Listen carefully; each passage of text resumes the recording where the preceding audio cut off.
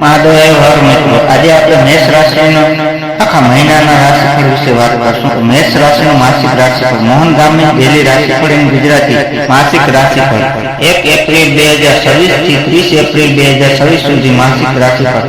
મેષ રાશિના જાતકો માટે માસિક રાશિફળ ઉપાય સાથે મિત્રો અમારી ચેનલમાં આપનું હાર્દિક સ્વાગત છે.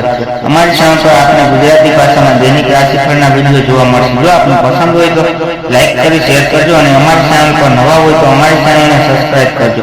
તમારા એક સબસ્ક્રાઇબથી અમને ઘણું પ્રોત્સાહન મળે છે.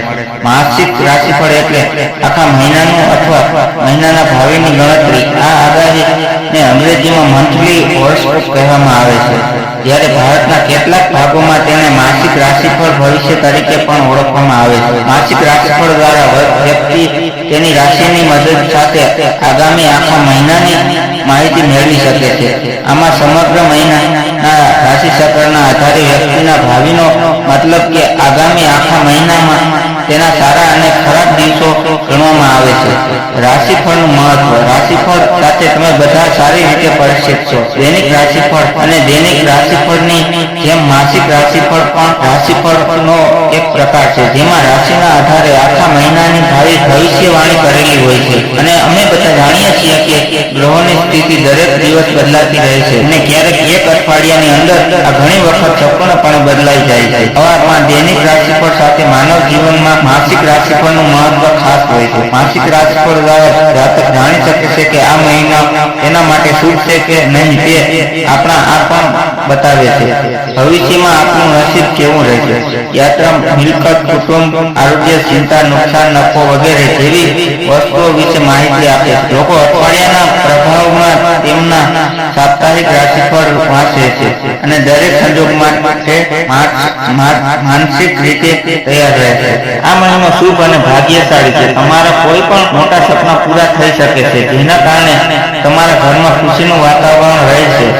મહિનો કેટલીક રાશિઓના જાતકો માટે ખૂબ જ શુભ રહેવાનો છે, જ્યારે કેટલીક રાશિના જાતકોએ સાવચેત રહેવાની જરૂર છે. ચાલો જાણીએ કે આ મહિના મેષ રાશિ માટે કેવો રહેશે. એપ્રિલ 2026 નો મહિનો મેષ રાશિના જાતકો માટે મિશ્રિત ફળદાયક રહેવાની શક્યતા છે. ગ્રહોની ચાલ મુજબ આ સમયગાળા દરમિયાન તમારા જીવનમાં નીચે મુજબના ફેરફારો જોવા મળી શકે છે. કારકિર્દી અને વ્યવસાય. મહિનાની શરૂઆતમાં તમારે કામના સ્થળે થોડી વધુ મહેનત કરવી પડી શકે છે. જો તમે સરકારી નોકરીમાં છો તો ઉચ્ચ અધિકારીઓ સાથેના સંબંધોમાં સાવધાની રાખવી. વેપારીઓ માટે આ મહિનો માધ્યમ રહેશે.